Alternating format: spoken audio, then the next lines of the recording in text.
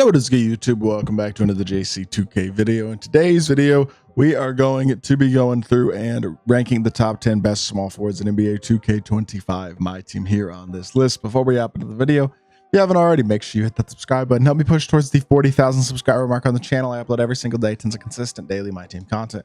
Would really appreciate it if y'all do subscribe. Without further ado, let's hop right into it. So, with 2KDB finally fully optimized, basically, we can now do our rankings on 2KDB, which is really nice. I feel like it's a great system, and it makes it easier for me to concisely show the stats, badges, and animations of each card, as well as compile the entire list together. It's one of the beautiful things about 2KDB. So appreciate them for getting this website working, and I'm excited to do this. Before we hop into the list, if you haven't already, make sure you hit that subscribe button. Help me push towards the 40,000 subscriber mark on the channel. I upload every single day. Would really appreciate it if y'all do subscribe. Without further ado, number 10, Andre Kirilenko. Not the Galaxy Opal. That card is not available, but the Diamond Andre Kirilenko. One of the cool new features of 2KDB as well. So if you click right there, it'll pull the card up individually immediately, which is very neat.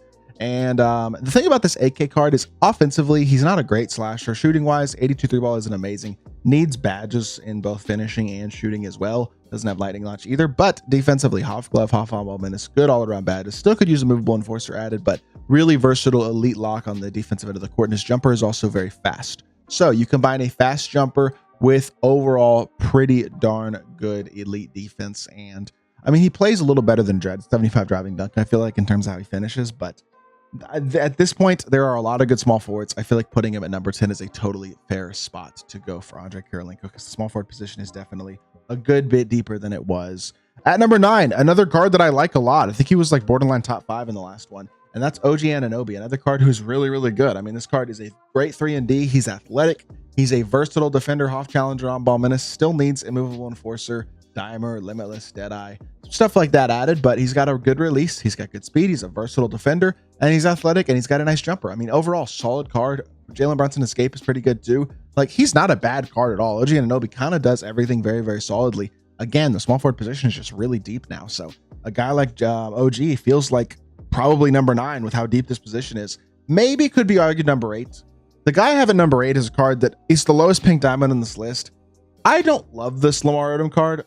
I mean, comparatively, I think probably, honestly, he and OG are really close to me. I would consider putting OG above Lamar, because here's the thing. Lamar's 6'10", but he's not as good defensively as these other guys. I mean, he's a good defender, but he still needs some defensive badges upgraded and added. Things like glove, movable interceptor, paint patroller.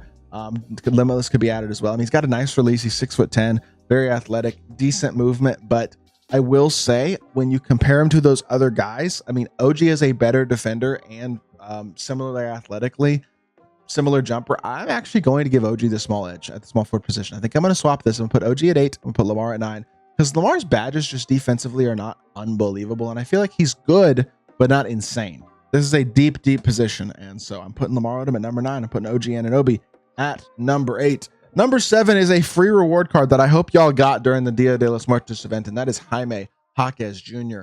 Jaime is really nice in my team. He's got a very fast jump shot. He is a really good defender as well. Very complete defender. Gets really good defensive animations as well. It's something I've noticed, and if you use this card, you know what I'm talking about. Very complete badges as well, besides like handles for days, lightning launch, shifty shooter, I guess brick wall, pick dodger.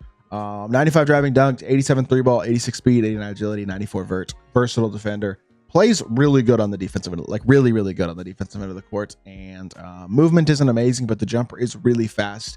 Feel like he's a very similar card to OG Anunoby, but I like him a little bit better probably as a shooter, and he's also just as athletic, if not a little more. Plays defense just as well, even though he doesn't have the hops OG has. I feel like these two guys are close. I think I'd lead Jaime Jaquez personally, though, just because he plays so well on the defensive end of the court. He really is super duper good. So that is who I have at number 7. Number 6 is a new card from the Lightning Strike set, and that is Jaylen Williams, J-Dub, who is really nice. I mean, a 6'8", or sorry, 6 foot. He's not 6'8". What did I say? 6'5" small forward. Doesn't sound great size wise, but he's got Darius Garland dribble style, making him automatically one of the best shot creating small forwards in the game.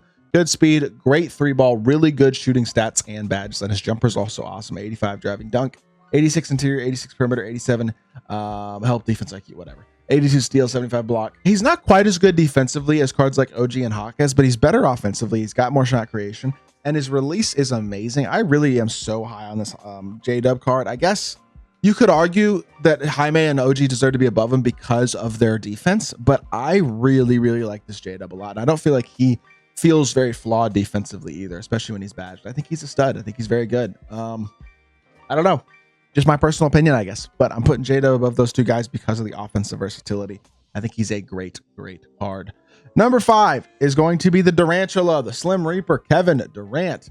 KD is always elite in my team. The thing about KD that I don't love is that he needs a lot of badges, especially in the defensive end of the court. Offensively, a 92 speed, 90 agility, 96 3 ball, 85 driving dunk. I mean, he's a great offensive card, but the defensive badges need to be upgraded, and he still needs things like brick wall, movable, and pick dodger added. But with his badges fully upgraded and added, he is a monster. He's got a very high release point, which makes him tough to contest. He's got solid shot creation. Again, if you're looking for more defense at the small forward position, guys like Jaime and OG are probably going to give you a little bit more than that. And I would not pay for KD is one thing I will say. As good as I think he is, and I do think he's probably top 5, especially when he's badged, I wouldn't pay the price that he's going for. I would just stick to guys like J-Dub and Jaime Jaquez for the value. KD is so much more expensive, not at all worth that price increase, but this list doesn't really take into account price increases. So for that reason, he's still a top 5 card, despite the fact that I do not think he is worth his price.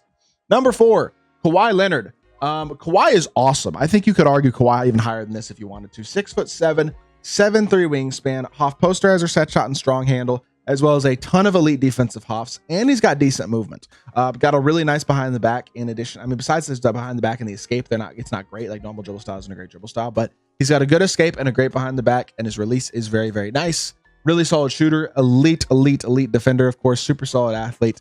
He's like a better version of like an OG Anunoby, J-Dub, Jaime. Like these guys, he's similar in size too, but he's got the playmaking like a Jaylen Williams, even though he doesn't have the dribble style. He's got that half-court sigs with the behind the back and the escape.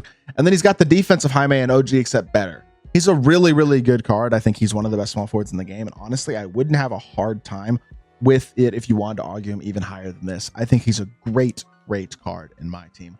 Paulo Banchero is who I have at number 3. Can get every single badge, literally every single one in the game, which is really, really nice. He's got amazing stats and badges as a base card anyway. 90 speed, 88 3 ball, 96 driving dunk, 88 or 87 on every important defensive stat, 94 rebounding. The size is so valuable at 6'10", especially with his athletic ability.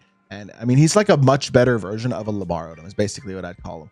Better defensively, more versatile, better stats all the way around. He's faster. He's just a better card. His jumper's really good as well. He doesn't have great movement, but overall, he is a elite level card, and one of the best, if not the best, diamond card in the entire game. Really, really good. 100% deserves a top 3 spot. Number 2, Jayson Tatum.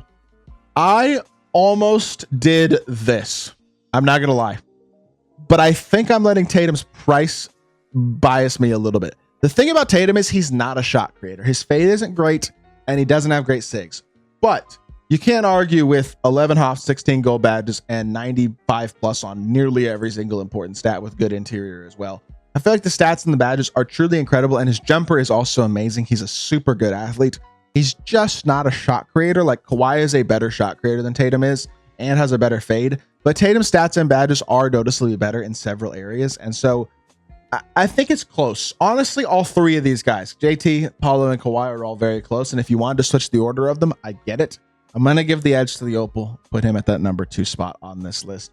But number 1, and I'm not apologizing for it. I still think LeBron's the best small forward in the game. I don't care that he came out day 1. He is still the best small forward in my team. I mean, he really is that man. A 6'9" small forward with 7-foot wingspan, has the size of Paulo Banchero, has the defense of any other small forward in the game pretty much. I mean, Kawhi's stats and badges are a little better, but Bron at 6'9" with his animations are insane. He's got the same slashing ability as a guy like JT or whoever the best slashing small forwards in the game are. Shooting wise, his release is upgraded this year and really, really good, and he's got a decent fade as well. He does everything you need a small forward to do at a crazily high level. Still an absolutely incredible card and the best small forward in the game to this day, in my opinion, which is crazy to say about a day 1 card. But that's how good this LeBron is. 2.5 months he's been in the game, and he's still the best card in his position. Wild stuff. With that being said, that's going to do it for this video. I hope y'all did enjoy. If you did, make sure you hit that like button, leave a comment, and subscribe. I'll be back with more 2K content very, very soon, and I appreciate y'all. Peace.